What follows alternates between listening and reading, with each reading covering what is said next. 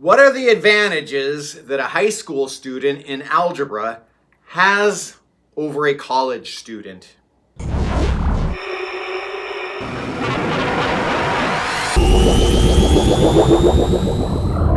Hey Brainiacs! So what are the advantages that a high school student has when taking algebra that a college student may not have?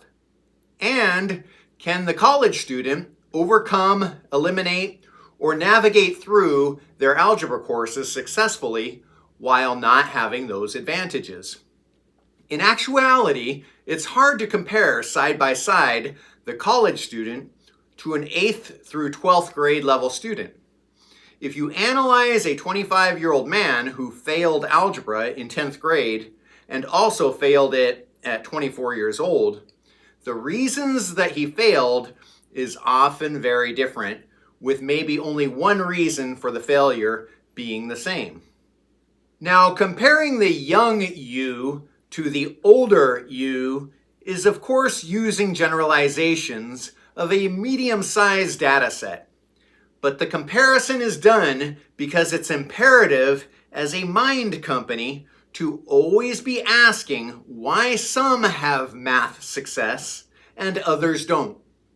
Knowing our past or other people's past can really help us to create a game plan for the present. And a good and well planned out math curriculum in the present will excel all our futures. To simplify the comparison between the high school and college algebra student, we will compare two lists of disadvantages. If one doesn't have the disadvantage, by default, we will consider that an advantage. It's important to recognize that having an advantage and taking advantage of your advantage are often two different things.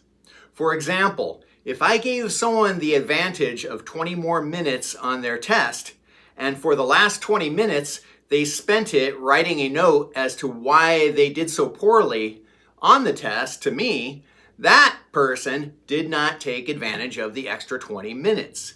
They didn't take advantage of their advantage. Successful students take advantage of any advantage afforded to them. So before we start the list, I just want to reemphasize that our list is based on opportunity or advantage, not what one does with the opportunity. In other words, we are looking at this extrinsically, not intrinsically. So let's start off with a bang.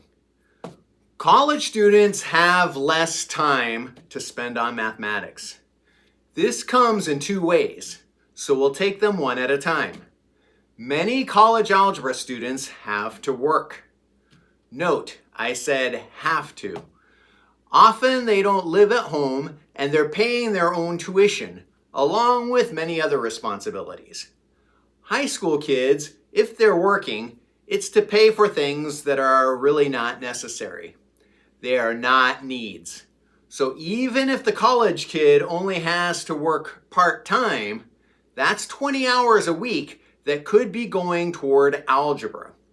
Add 20 thoughtful algebra hours to their existing hours, and the college kids' scores go through the roof.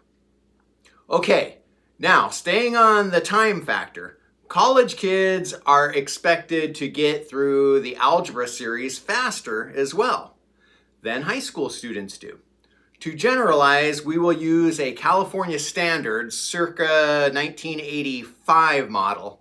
I recall sometime in the 2000s, colleges smartly gave options to stretch out the beginning and intermediate algebra courses to a year, but now they have cut out, from what I've heard, the beginning and intermediate algebra courses altogether, making it more difficult. Anyway, circa 1985, college would offer introductory algebra, intermediate algebra, and college algebra. That meant you had 3 semesters to complete algebra compared to the high schooler taking Algebra 1 and then Algebra 2 for 2 years, translating to 4 semesters to master algebra, giving the high school kid an extra semester to absorb the material. Some may say, well, the kid in college also got some algebra time in high school before he failed, so maybe they're equal on semester times. Well, that leads into my next point. Many college students bring into the algebra classroom some pretty deep scars. Many already think they're going to fail before they even start. That's some pretty heavy emotional baggage to carry into a course that's already not simple from the get-go. The high school kid is often dealing with hormones, stuff like that, but that's quite different than starting with a negative outlook on the course you're asked to master. High school kids come in with a fresh perspective, and if one is going to succeed at algebra, a fresh perspective is a huge advantage. Finally, college kids get less sympathy. Parents and teachers will often think that a college kid is a big boy now, so they need to just figure it out for themselves. In high school, it's more likely teachers for high school kids spend more out of classroom time with their students. And additionally, parents may hire a professional tutor. They keep the kid engaged, knowing you really can't drop a class in high school. Of course, college professors go over stuff in their offices all the time, and there are tutoring centers to help. But in college, everyone knows when things get too heavy, the units drop. A kid runs to the administration office, fills out the paperwork to withdraw or drop. A reverberating woohoo echoes throughout the campus as the name of the student is instantly wiped clean from the algebra teacher's roll sheet. Feels good for a while, but the feeling is soon replaced by the frustration of unfinished quadratic equations and complex algebraic fractions. So the question is, can the disadvantages of the college algebra student be overcome? The answer to this intense question is yes. So let's make a plan. Let's assume your mathematics performance in high school wasn't stellar. So right now you're thinking you'd like to complete algebra in college for a number of reasons.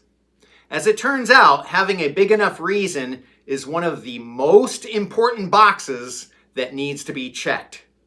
I promise the why algebra is necessary or why math videos will be coming relatively soon. The whys in those videos will be hitting you fast. We need a big reason before you start because a big reason stimulates big motivation. So let's say you have your reason. So now we need a plan. So before I begin even one algebra lesson, I want to make sure my pre-algebra skills are strong, really strong. As we mentioned in this video right here, test yourself to make sure you have the prerequisite. Now, if you sign up for a class, always choose the course that has maximal months to completion. This gives you more time per topic. If all courses are the same amount of time, consider self-studying on your own using a book and YouTube, and then taking the course officially when you feel ready. Maybe after summer or 4 months of studying. When you do officially take the course, take easier or fewer courses that semester with your algebra class, i.e., don't take chemistry or conceptual physics with it. This gives you more hours to absorb the algebra, especially if you have to work a job. A minimum of 25 hours per week on algebra is a good rule of thumb. The next thing you need to do is look at math through a new perspective. We need to microabrase those old scars. Actually attacking algebra as an adult would be an advantage if it weren't for the scars. As an adult, you have more experiences to draw on, and that bolsters success if used properly. we will definitely have videos down the road to deal with people's past math failures. Once you realize everyone struggles with math at some point, it won't seem so daunting anymore. Finally, YouTube and channels like us here at Alien Institute have changed the format of learning algebra or any other math topic exponentially. 24 hours a day, 7 days a week, you, as the student, have access to the best resources. And if organized properly, you will be able to transfer that abstract mathematical information, every bit of it, into the brain cells within your gray matter. So whether you have advantages or disadvantages, or you're a high school student or college student, man or woman, working a job or not working a job, it comes down to this. If you make a good plan, work the plan hard, and never give up, then it will not be that algebra beats you. It will be that you, the person watching these videos, will become the master of the material we call college algebra. Before exiting our spacecraft, be sure to strike the like, subscribe, comment, and share